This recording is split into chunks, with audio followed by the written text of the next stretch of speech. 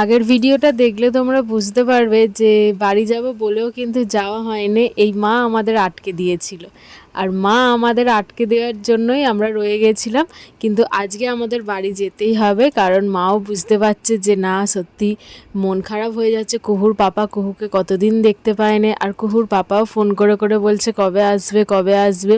তাই মাও আর আটকে রাখতে পারলো না, কারণ যেহেতু বাবার মেয়ের জন্য মন খারাপ হয়ে যাচ্ছে। তো এই দেখো, সকাল দিয়েই কিন্তু আমার কুহু আছে মায়ের কাছে। তো মায়ের মন্দিরে এখানে সারাদিনই ছিল বেশিরভাগ বলতে গেলে। তো এখানে দেখো, কুহুকে ভালোবাসার লোকও এখানে কিন্তু খুব কম নয়, অনেকটাই বেশি।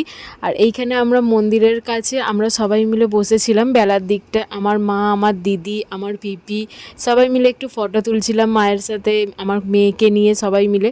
আর এই যে এটা হচ্ছে দুপুরবেলা খাওয়া দাওয়ার পরে বিকেলবেলা, তাও পড়ছিল ঝিরঝির করে বৃষ্টি, তো হালকা একদম বলতে গেলে। তো তার জন্য কুহুকে আগে আমি ছাতা দিয়েছিলাম, ওড়না দিয়েছিলাম। আর এই যে বাড়ি যাওয়ার পথে না আমাদের এইখানে এই একটা সুন্দর একটা জায়গা আছে, তো যেখান দিয়ে আমরা বাসে বা টোটোয় যেখানেই বলো না কেন উঠবো। তো এই জায়গাটা খুব ভালো লাগে, তাই এই জায়গাটার ভিডিওটা একটু করলাম। এখানে মাছ, কচ্ছপ মানে সব কিছু পোষা হয়, আর ঝর্ণা চালু করে। আর এই যে এখন টোটোয় উঠে পড়ছি, তো টোটোয় ছাড়তে এখানে সবাই এসছিল। তো চলো টাটা, কুহুর ঘোরা হয়ে গেলে এবার কুহু যাবে ডাইরেক্ট নিজের বাড়িতে।